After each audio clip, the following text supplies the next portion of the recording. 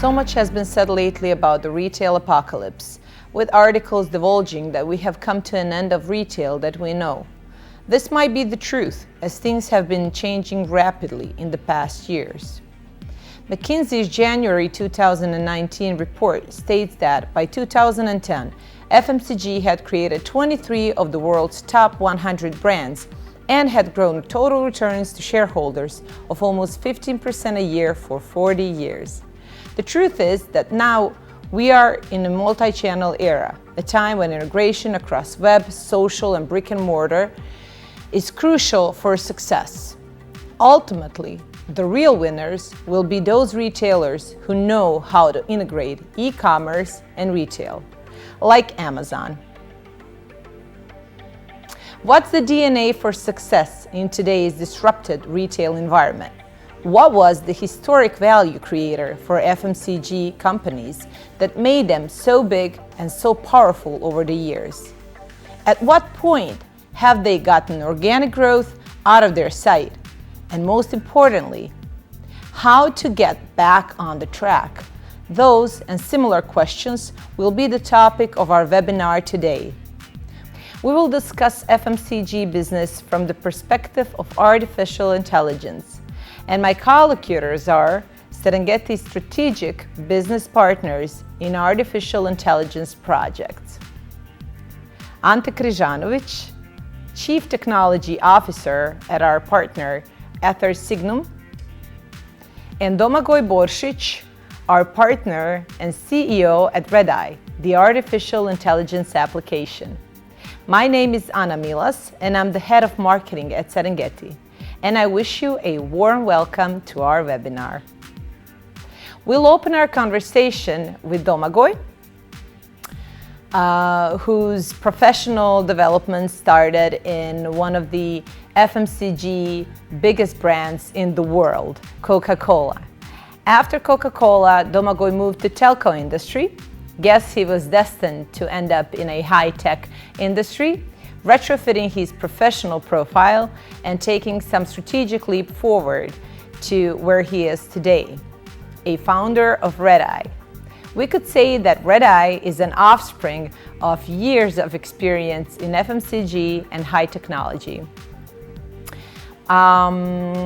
Recently, we partnered with Redeye, opening a new path for Serengeti, the one in the endless fields of wobblers, discount coupons, bundles, and promotions, which is, of course, retail. Serengeti and Redeye are hereby working towards the same goal, bringing Redeye out to the world of retail. In the meantime, working on refinements, listening, and monitoring the marketing trends. Domagoj, what was the why behind Redeye? What made you think of an app that's today a Redeye? Well, actually, everything started on one telco conference in Vienna. It was almost 3 years ago, where there was a panel discussion, and one of the panelists presented the ability at that time of the artificial intelligence in a way that he took a photo of a chair or of a table, of a glass, and the AI application behind it recognized it was a chair, it was a table, it was a glass, or it was a bottle. And afterwards I started thinking, okay, if there is an ability to recognize that this is a chair, a glass, or a table, can you recognize and classify that this is a Coca-Cola bottle 0.33 right, or a Heineken 0.33? Because I knew that it would be a major breakthrough for the FMCG industry. As I think most of the people know that in retail, the retailers, such as Walmart, Tesco, Spar, etc., they are leasing the shelves with specific segments. So, exactly. So if you see a beer section with various types of beers and producers, you don't see for no reason that Heineken has 15 facings on the shelf, or on the soda section that Coca-Cola has 20 faces on the section. Why? Because they are paying to the retailer for additional shelf share. Okay. And of course, what are they're paying, let's say for 30, 20, maybe 50% of the share of the specific segment. And often what they pay is not what they get. And the way that they are controlling it before the Red-Eye app was manually. So we called it human vision. And it took 15 to 20 minutes to calculate. It was not precise. And of course, it was manual entry. So we're talking, sorry to interrupt, we're talking about sales representatives, merchandisers Yes. going into the store, Yes. manually counting how many bottles of Coca-Cola you have. Okay, Yes, great. yes. So it took time. It wasn't precise, and the data behind it wasn't consistent because he manually entered. Okay, I think we are on 40%, Yeah. but they didn't have the proof. You know, they Right. just had the manual entry. So this is why I came to idea if there is a possibility to develop an app who could recognize that this is Coca-Cola Point 33 or Heineken Point 33, that it would be a major must-have application for the FMCG industry, Exactly. especially for the big players, because now in less than 2 minutes from starting taking a photo to the reporting, he has everything. You know, he can monitor not only himself but the competition. He has integrated data behind it, and of course it increases the productivity of the company, because if it took 15 to 20 minutes prior to that time to analyze and put the data in a CRM or whatever, if you decrease it to less than 2 minutes, so it's a major increase for the productivity So of the basically company they and of can the sales cover rep. more, right? Yes. You can cover more. Unfortunately, of course, you could also have a layoff of people behind it, but you know, technology is always have been moving in that way, in that direction. But I think most of the companies will not enter into the layoffs. Maybe now, because of the corona, it will be, let's say, a slight forward towards that direction. But I think in the end, everything will level up. You know. Okay. Yeah. Okay. So basically, what you get, what the major benefit would be for Red-Eye is you save time.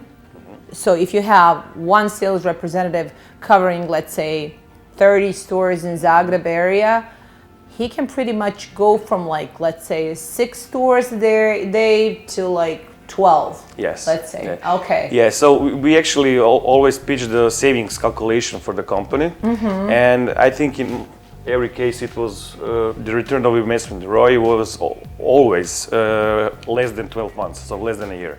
Oh, wow. Yeah. So Oh, wow. because of the increasement of the productivity and the cost savings, so the mathematics is clear. How will they invest that ROI? It's up to the company.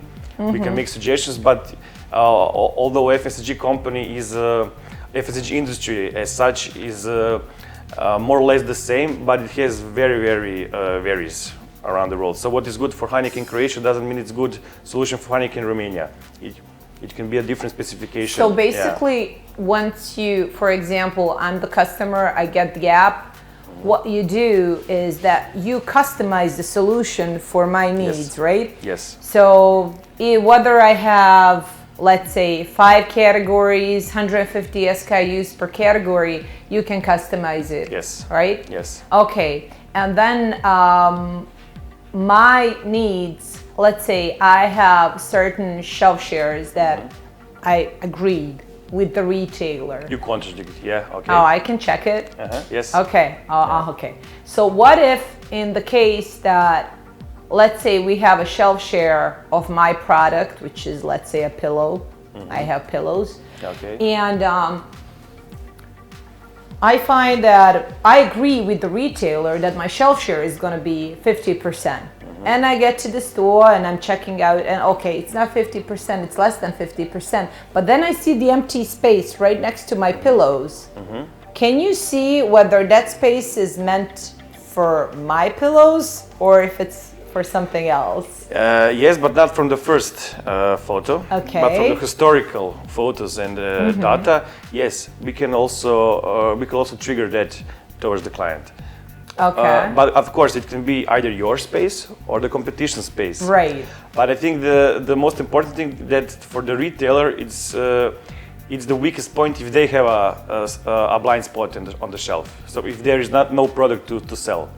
Yeah, but then you know what the retailers, I mean, we've both been in the FMCG for years. What they're going to do, they're going to put the product, whichever, so it's not empty. All they care about is sales. So something needs to sell. Yes. So how do we prevent ourselves? I know from the standpoint of P&G, P&G is where I started my career, you know that. And we had the abbreviation that said FMOT. It was the first moment of truth. So once you get to the store, you need to, the customer, the consumer needs to sense what we wanted to, the communication that we wanted to send. So what happens then if, let's say, we have our product and then you have the space which is filled with something else? Can the app recognize this? Yes, it will be. It will be classified as an opportunity for the client. Oh, okay. Yeah. Excellent. So maybe you could increase the shelf share from 50% to 55%. Okay. Or maybe put some new products on the shelf, Exactly. and in that way to increase and to extend the shelf share. So it's up to the client, but for the first time they have all the necessary data and the information. And it's up to those guys in the analytics department, the sales department, marketing department to came up to idea, now that they have the data, how to make a leap forward on the shelf. Exactly. Yeah, so it's up to them. And one thing that I would say that a company, whichever P&G, Heineken, whichever company in FMCG would probably be interested in is nobody wants to walk the walk anymore. Everybody wants to fly, everybody wants the results immediately. So what about let's say calculating the shelf share and then maybe comparing it to, I don't know, category by category, you know what I mean? Yes, yes. Shelf share within the category. Can you do that? Yes. Is it okay? It can also monitor the planogram compliance. Oh, It can monitor the number of facings of a specific product of the of the company. So basically, whatever can be detected and classified, it will be sent as an information towards the client. Excellent. Yeah. So Excellent. in that way, yes, of course, it's up to the client to have a precise information towards us also. Yeah, exactly. Yeah, but right. Sometimes it's not the case. It's a two-way communication, right? Yeah, it's good communication, but whatever can be detected and classified, it could be provided as an information towards the client.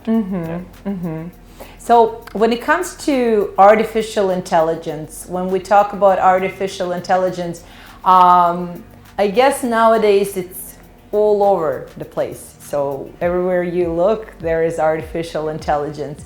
Ante, what would you say, how did the process of your knowledge of machine working apply to this whole idea? How did that work?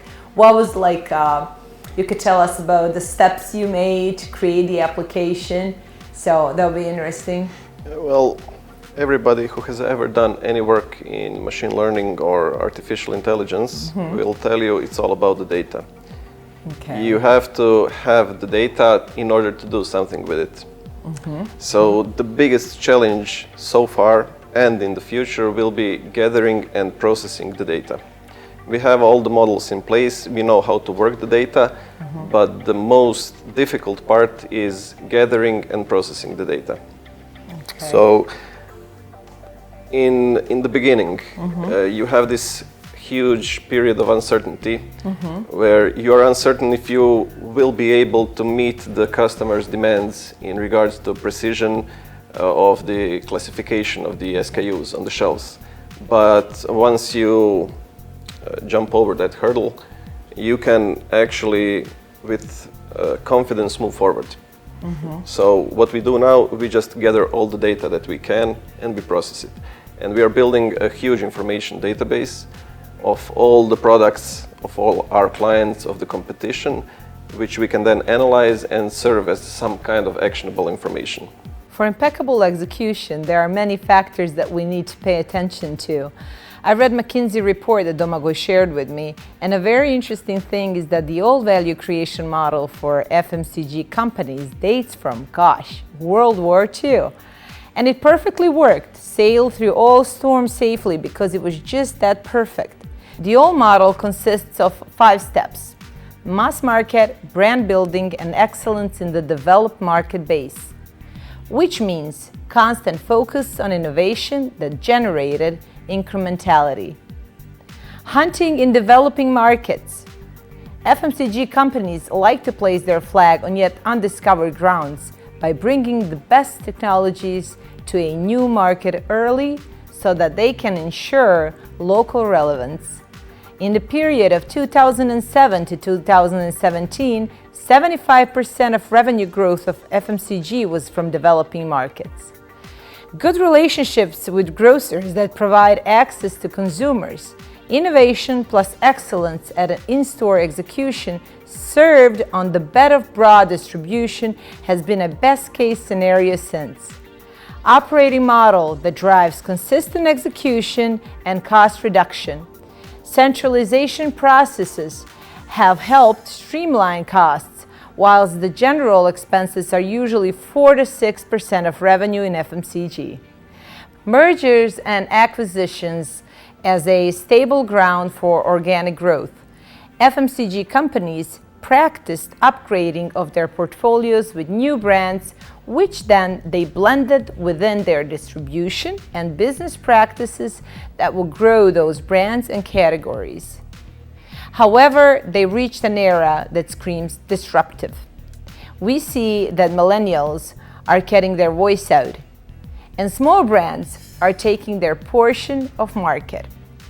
For example, I haven't seen so many beer labels ever on retail shelves. Then there is this healthy craze with everyone eating chia seed, quinoa, and wearing vegan clothes. And then there is Amazon, and Alexa, and Amazon Go, and Amazon M&As. Because being online is a must, but covering brick and mortar is a must plus. What we see is that technology is on the radar even more than ever. Everything is technology, for end users and for B2B. Going back to our story, Domagoj, how do you see the confluence of technology and FMCG? Well, regarding the Red Eye solution, the sales reps, so from the user side, now he can do more in less time, which is always a great feature for the users. But I think the most valuable resource in every segment of life, not just business, is information. And the Red Eye enables more precise and technical information for the companies. So it generates the possibility for the company to generate even more comprehensive business plans, forecasting, new SKU launches, new direction maybe for the company. Now they can track what the competition is doing on the market, but not just on let's say creation market, but on a region segment or on a specific store.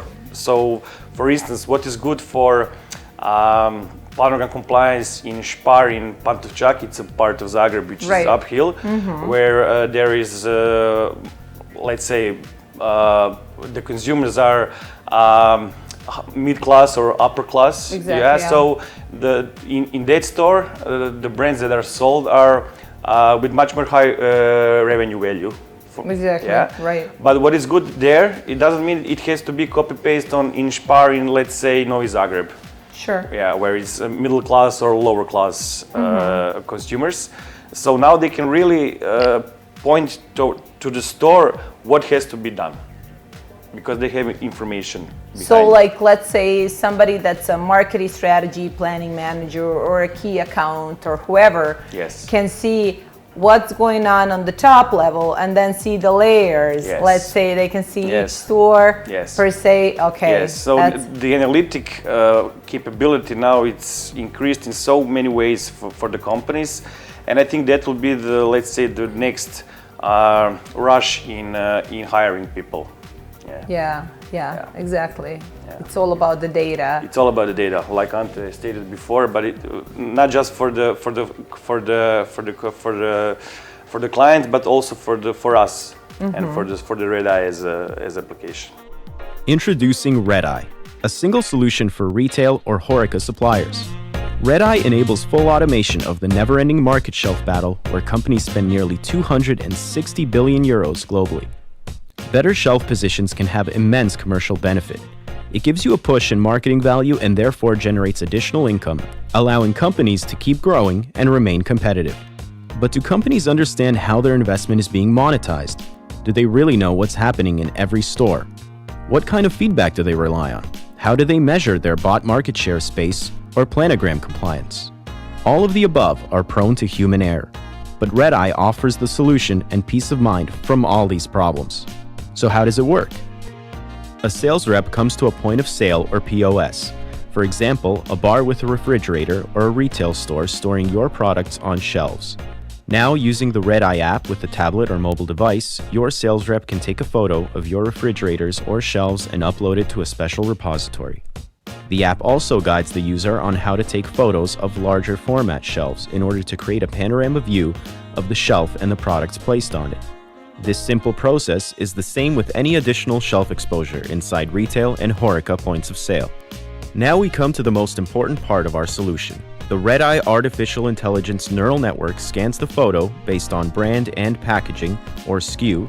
It detects, classifies, and delivers a complete analysis of your total market share per category, packaging, planogram compliance, and the KPI metrics that you prioritize as your sales and marketing goals. If you want full insights on your target market, the Redeye Artificial Intelligence Neural Network, accompanied with our Business Intelligence Report, can provide you with a detailed analysis of your key competitors, their market share in every point of sale channel, a new SKU launch, additional shelf exposure investment, and other critical information that can help you modify your business strategy, provide additional investment opportunities, and enhance profit forecasting. So what do you get? Complete data integration with no risk of human error, and a detailed analysis for every sales channel. Let's take a look at an example. Take a retail channel in Austria, which has around 3,340 stores nationwide. By defining your new KPI for every sales rep on his route, and by increasing volume transaction value for only €5 per location on a daily basis, you'll get an annual revenue increase of over €4 million. Redeye can also correlate with other systems reports, such as SAP, Salesforce, Oracle, IBM, and many more.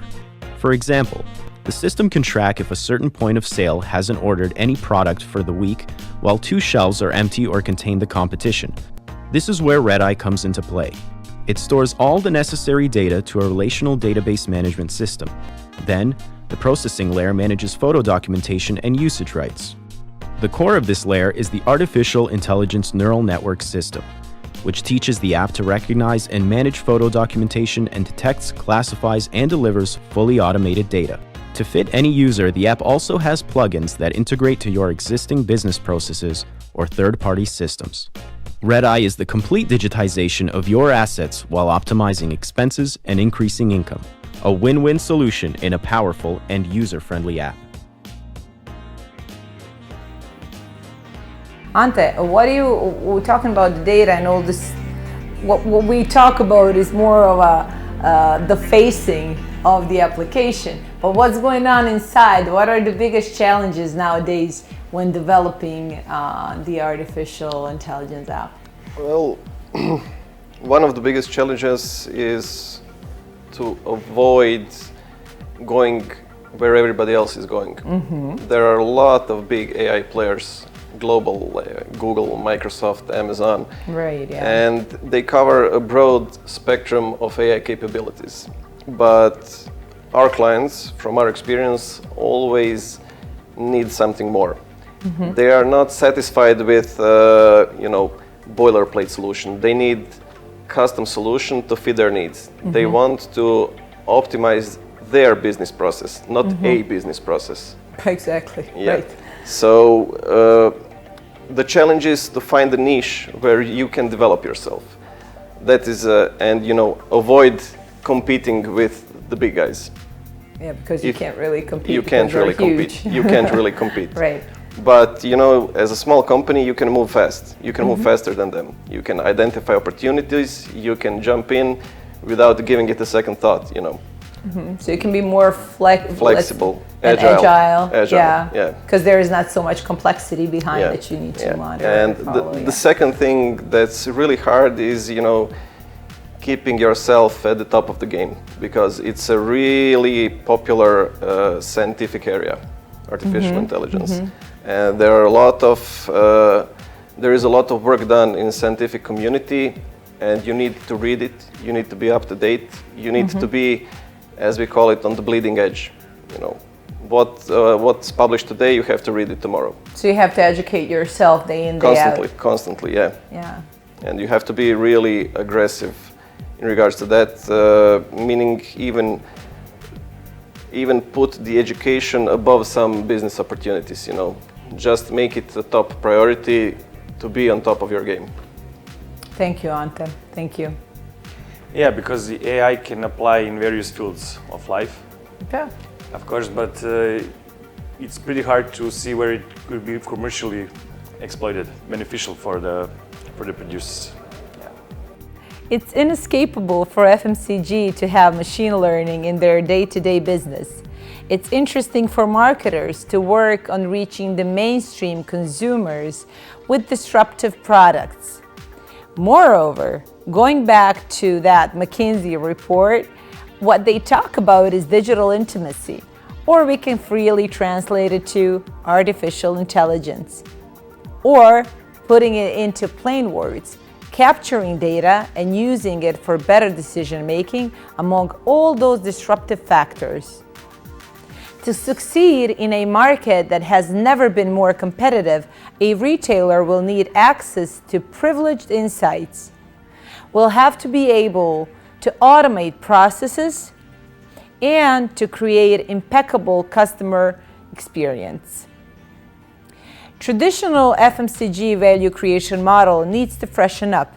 McKinsey presented a new value creation model as a three-part portfolio strategy enabled by an agile operating model.